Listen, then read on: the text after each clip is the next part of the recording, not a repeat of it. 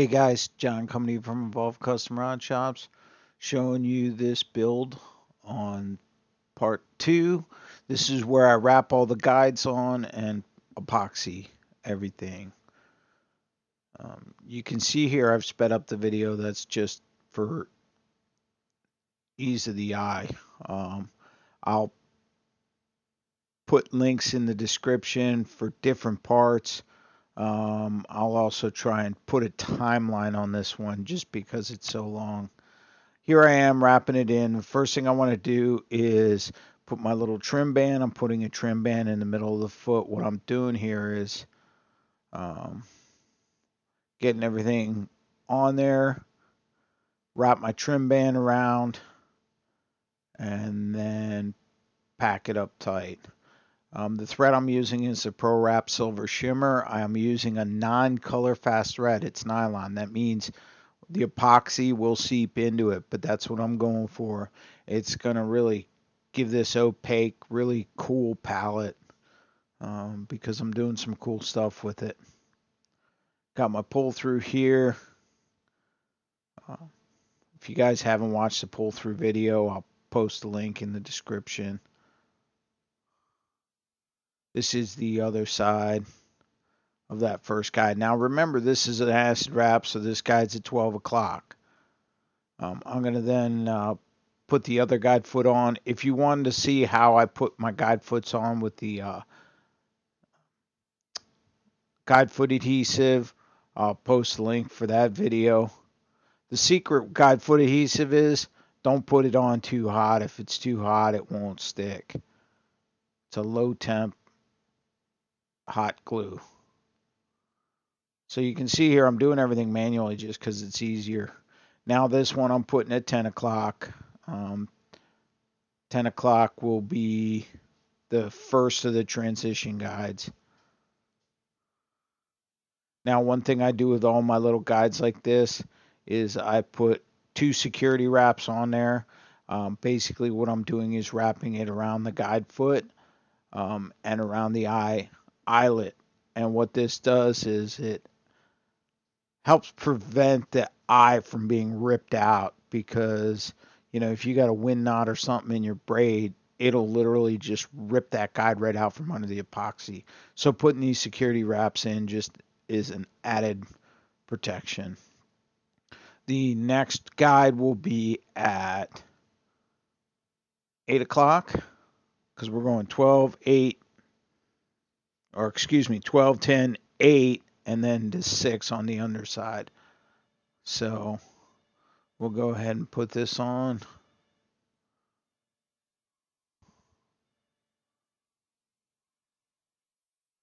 Sorry if some of the stuff isn't in focus. The camera's sitting behind me and it's probably focusing on whatever it can. At some point I'll have a backdrop to make this look much better. So you see I put my 2 security wraps in and then pull the tag in through. Super simple.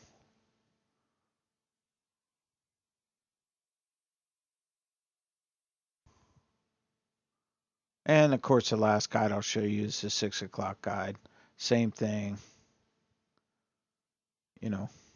Nothing changes. I'm putting about a 1/8 to 1/4 inch before the start of the guide foot. Don't need anything really too much because the blank's beautiful in itself, so I don't want to cover it up with a whole bunch of thread.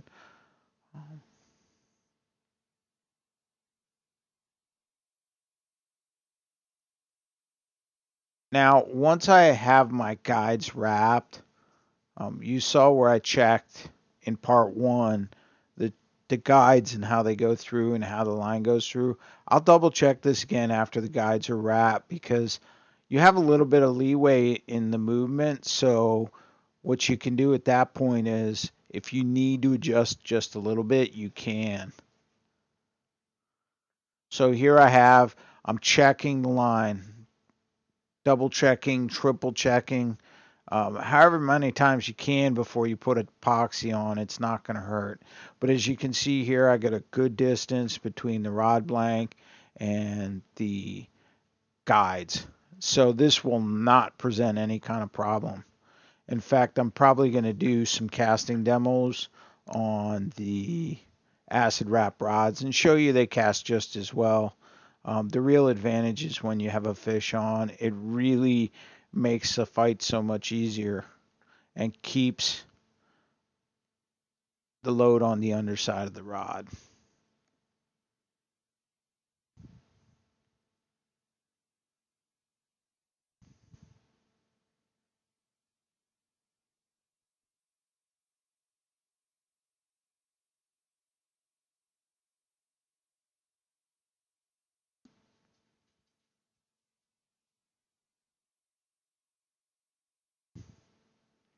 Looks good. I'm really happy with the way this turned out. I don't need to make any adjustments all the way to the top.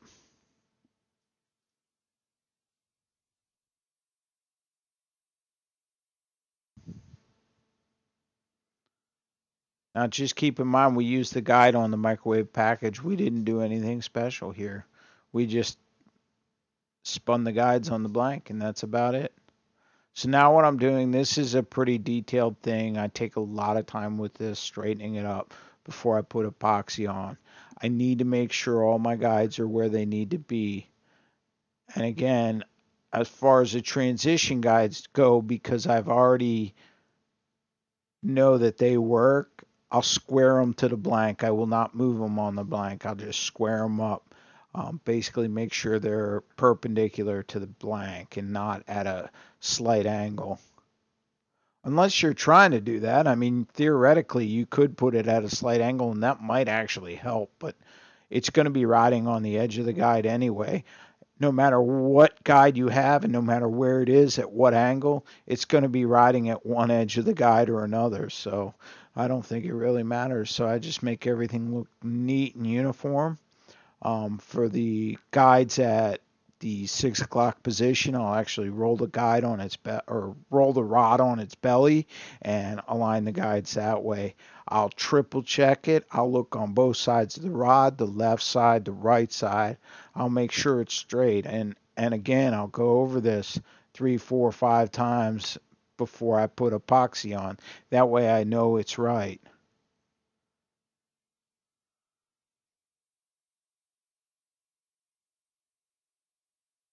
You know, we're not building ugly sticks here. These are custom fishing rods. These are the cream of the crop. These have really high quality components on them.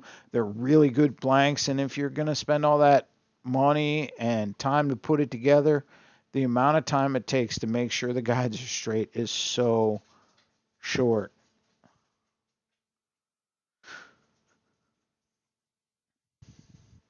As you can see here, right in front of the reel seat, I have thread. The reason I put that thread there is because my hook keeper is going to go right in front of that. And what that thread's going to do is protect the blank from the lures that are on the hook keeper. So when it's banging around, whether it be in a rod holder, in the boat, on the floor of the boat, wherever it might be, it'll help protect the finish on the blank, just so it doesn't get too chipped up. Now, I have not put my hook keeper on yet because I want to get a coat of epoxy on there. And my hook keeper is the American Tackle hook keeper that has an open end so you can hook in a Texas rig without taking your worm off. You can hook in a bottom weight for like a drop shot or something like that, and you can just put it um, right under the hook keeper. Measuring out my epoxy here. So I measured way too much epoxy. I probably only needed about 2.5 cc's. I think I put 3.5 cc's in. Way too much. But anyway, I'll go down the rod. I'll put a light coat on all the guides. This is just to secure everything in place. I don't need to put a finish coat on yet. You could do a finish coat in one. The problem is when you have this many guides, it's really tough to get all the epoxy on right because after about 20, 30 minutes working with your epoxy, just doesn't go on with the same viscosity as when you started because the chemical reaction has started.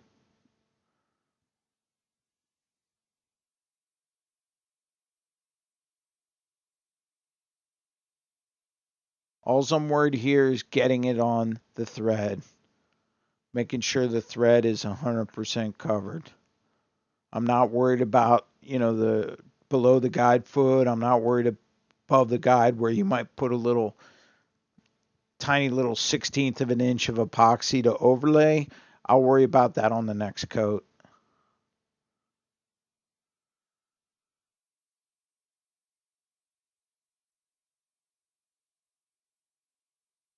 Now, when I get down here to this part, I will go a little bit heavier on the epoxy because I don't plan on putting another coat here. I want to do this in one coat. I want it to be a good, clean finish, and then I can put my hook keeper over top of it and won't need to put anything else on there.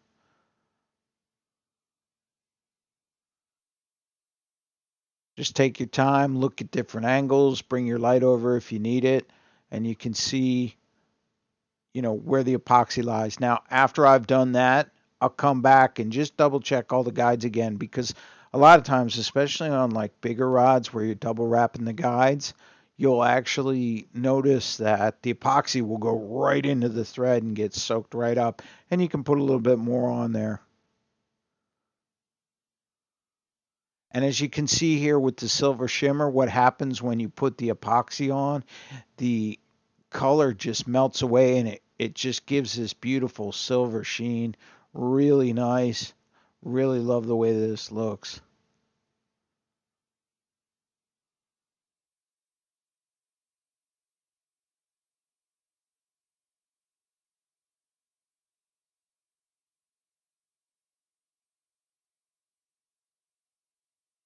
Just double checking everything here,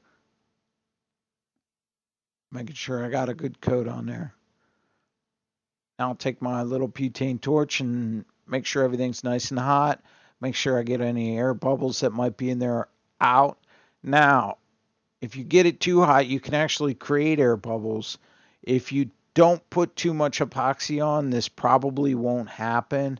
But if you put too much epoxy on and too much heat, you can create air bubbles.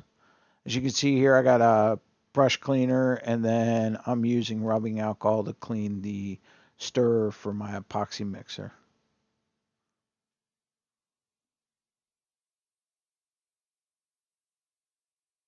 So we'll tent it up, turn the heater on. I got a little CRB tent heater. This is really nice because, like in the wintertime when the shop is not ideal temperatures, this will keep that epoxy nice and comfortable. And, it'll help it cure faster. And as you can see here, it looks really good. Love the way it turned out. Don't need to add anything else. Now I'm doing the label. As far as the label goes, you guys saw the video. I'll post a link in the description. Um, just doing it on one side. This is my personal rod. I don't need to put any customers' names on here. So once I have my label on there and I'm happy with where it sits, I will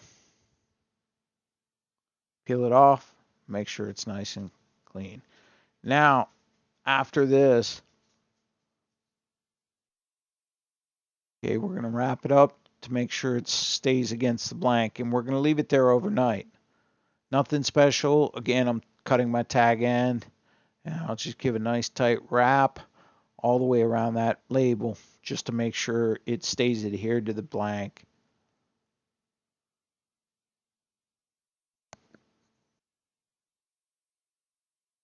There we go.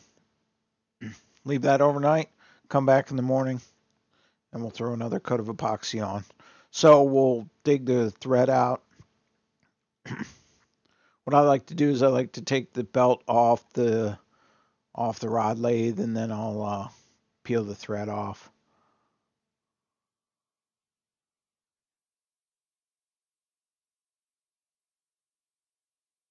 There you go. Good to go. So Now we're putting on the hook keeper because I had finished the section in front of the reel seat.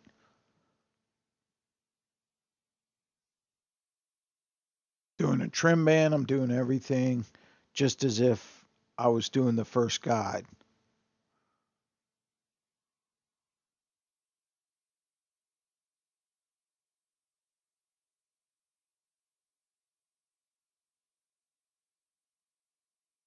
If I don't like the way something looks, I can change it, just back it up, and do what I need to do.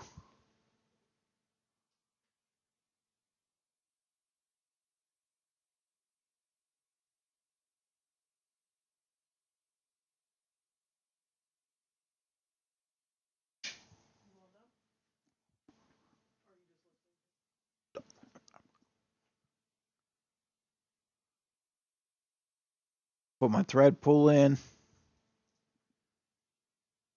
and finish it off.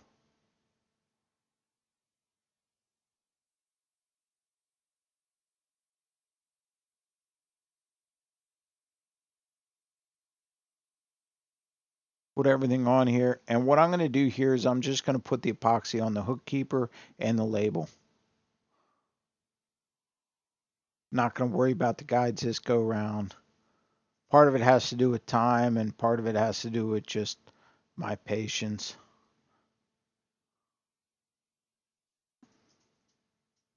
So there we go, add some heat, and we're all finished.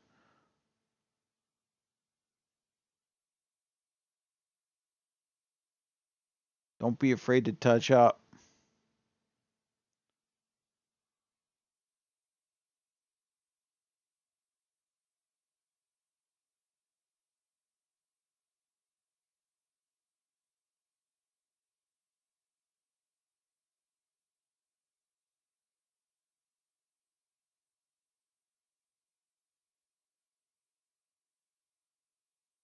Put it on the dry side and let it turn.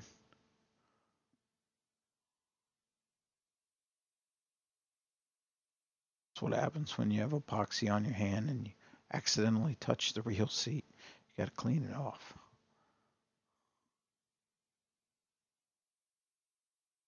No biggie. All right, so we're ready to get set up for the last portion. Now what I'm doing here is I'm adding some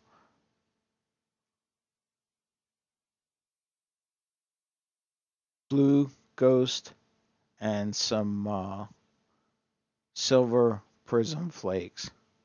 What this is going to do is this is going to completely set off the wraps. Now, of course, I'm not putting it over the label. I'm just putting it on the guide wraps and the hook keeper. I'm going to leave the label clear. So mix everything up.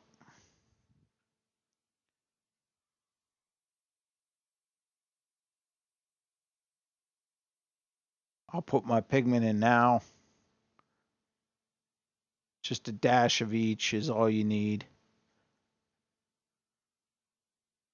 Now the ghost pigment goes a long way, so do not add too much because I still want to see the blank and the thread underneath of it. So I'm gonna let that be light.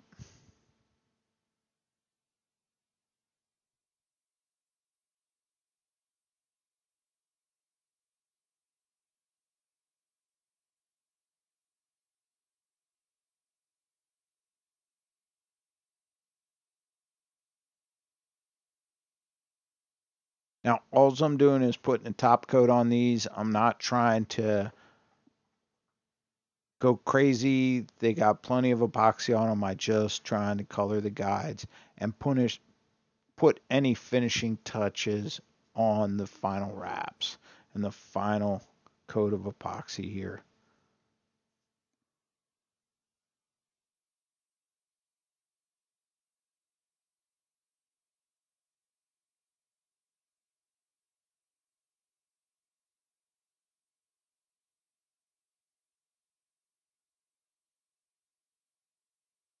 So now I'm doing like a little bit off the edge of the guide wrap and a little off the top of the guide. just so everything looks uniform.